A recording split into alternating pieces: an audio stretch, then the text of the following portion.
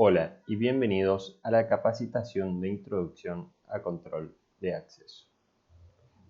En este primer módulo abordaremos los conceptos generales, daremos una introducción y definición del sistema, cómo está compuesto y veremos algunos métodos de autenticación.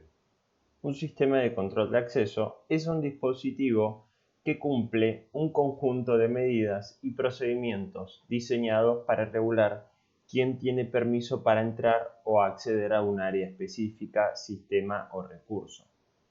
El objetivo principal del control de acceso es proteger la seguridad y la privacidad de un entorno al permitir o denegar la entrada a personas o entidades no autorizadas. Estos sistemas pueden incluir métodos de autenticación, autorización y autoría para garantizar que solo las personas o dispositivos adecuados pueden acceder a los recursos deseados. Dentro de los elementos que componen un sistema de control de acceso, encontraremos el equipo o elemento principal, también a veces llamado equipo maestro. Este equipo es el encargado de recibir la información a través de sus entradas para verificar la autorización o no autorización de la persona que está intentando acceder al recinto. También verificará la información de los lectores auxiliares y en base a la información recibida tomará las acciones correspondientes. También encontraremos las fuentes de alimentación, las cuales proveerán de la misma a todos los elementos del sistema, tales como lectores auxiliares, pulsador de salida si fuera el caso, equipo principal, cerradura, etc. Encontraremos las cerraduras en formato normal abierto y normal cerrado, según el modelo específico. Encontraremos los herrajes necesarios para colocar la cerradura en la instalación correctamente, pulsadores de salida para colocar en el sector interno de la instalación y las fichas de alimentación, que serán los adaptadores para proveer de alimentación a todos aquellos equipos que no cuenten con una ficha de serie. A la hora de abordar un control de acceso, deberemos tener en cuenta las características principales de estos equipos. Para las mencionadas a continuación, podremos encontrar en los equipos disponibles que pueden contar con una o más de estas características, tales como el método de autenticación, la frecuencia de las tarjetas, la cantidad de usuarios, dividido por cantidad de códigos, de tarjetas o de huellas, la salida de contacto seco, caso de ser normalmente abierto o normalmente cerrada, la salida de alimentación, la entrada de botonera, salida de alarma, entrada de sensor magnético, comunicación por protocolo RS485 y comunicación por protocolo. Para hablar sobre control de acceso, es sumamente importante repasar cuáles son los métodos de autenticación. Los ordenaremos de menos seguro a más seguro, tomando en cuenta la facilidad con la que se puede vulnerar cada uno de estos métodos de autenticación. Por ejemplo, el código va a ser una composición de caracteres numéricos, el cual tendrá una cantidad de caracteres determinada por el equipo particular.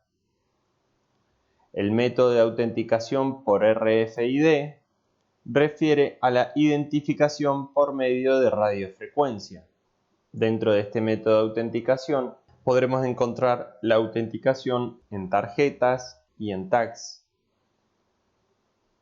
Y a su misma vez podremos encontrar dividido en dos grupos principalmente utilizados en este tipo de métodos de autenticación. Tarjetas o tags que trabajan con la frecuencia de RF de 125 kHz y tarjetas que trabajan con la frecuencia de 13,5 MHz. Estas dos frecuencias no tendrán compatibilidad entre sí, tanto tarjetas como lectores. A continuación tendremos la detección por huella, la cual toma la información proveniente de cada una de las huellas, siendo estas irrepetibles, tomando parámetros como conjunciones, bifurcaciones, valles y crestas presentes en la huella propia de cada uno de nuestros dedos.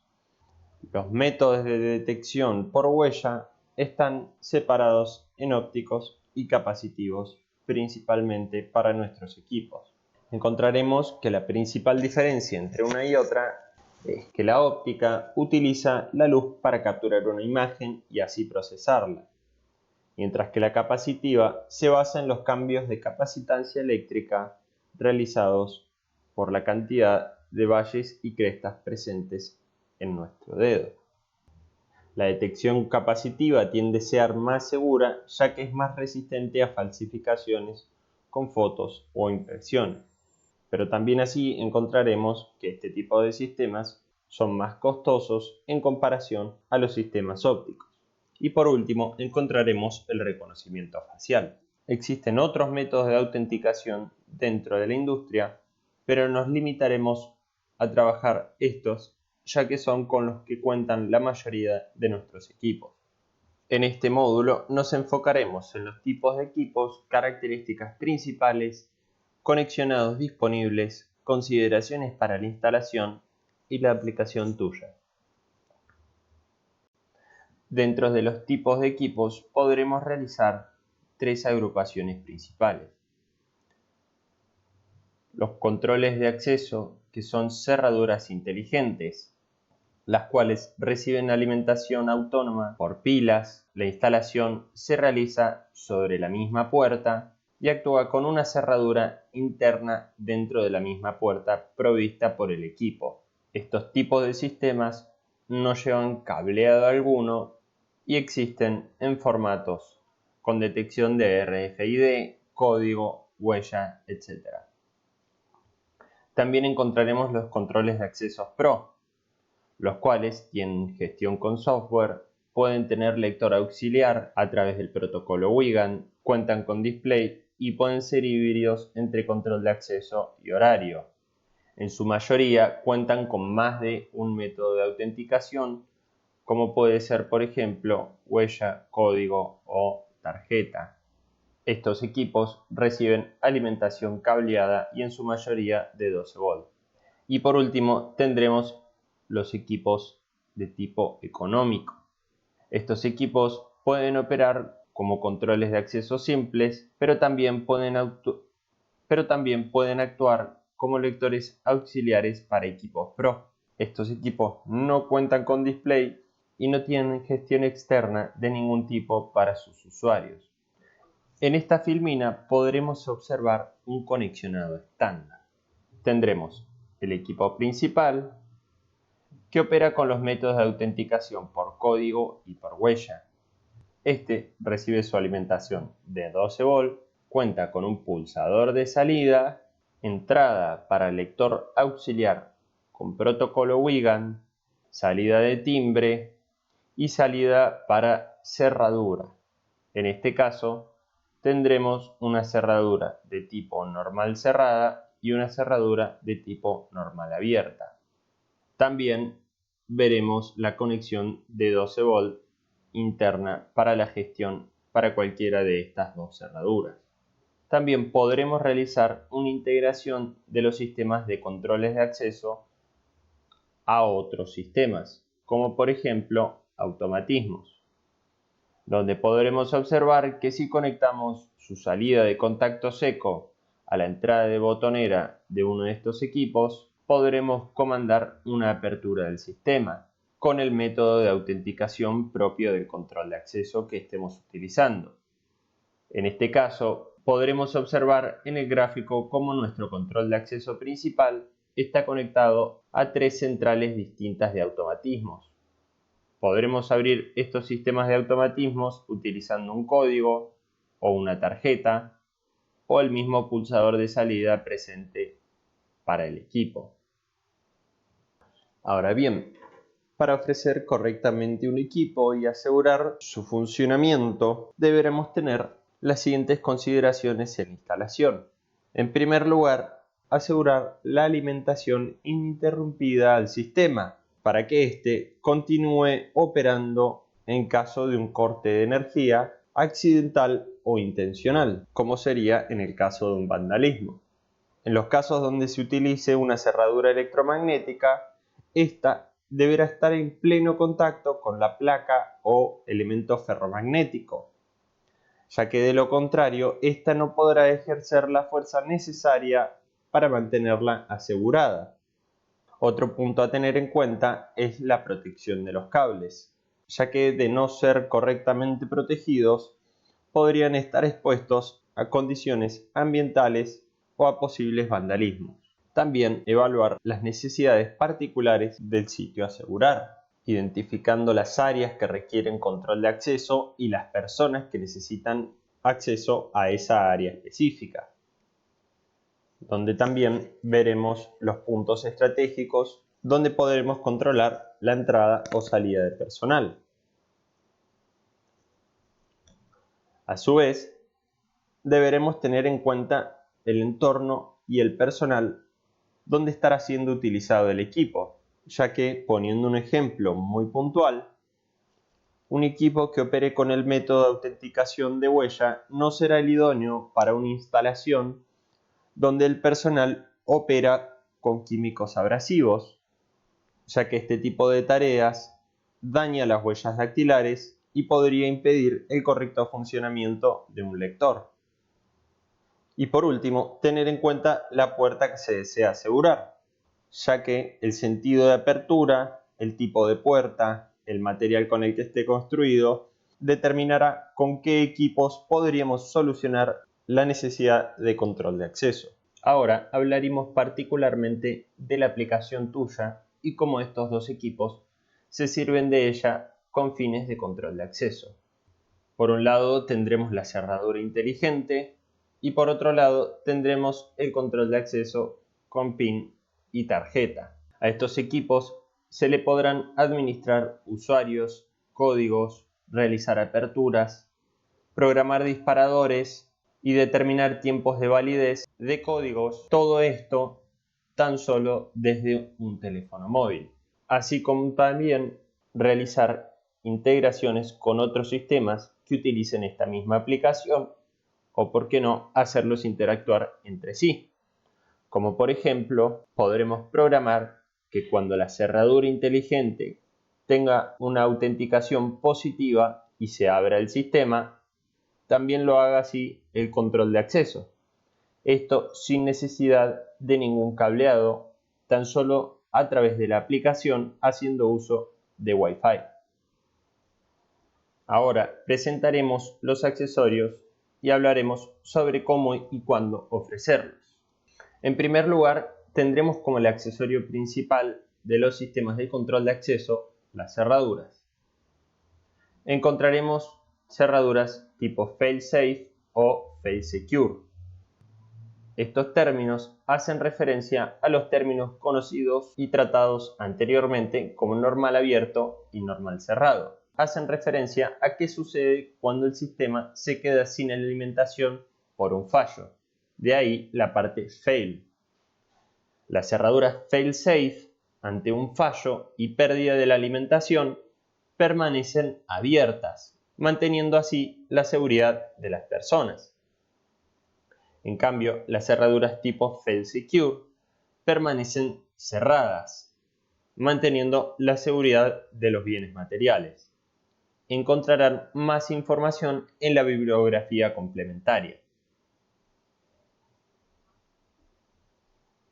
Los pulsadores, los cuales sirven para accionar el sistema sin ningún tipo de autenticación. Normalmente, estos pulsadores se ubican en el sector interno del área que se desea controlar. Y por último, encontraremos los lectores auxiliares. Estos operarán con el protocolo de comunicación WIGAN y proporcionarán una entrada adicional para los sistemas de control de acceso, permitiéndonos así tener un terminal más para lectura de huella o lectura de tarjeta.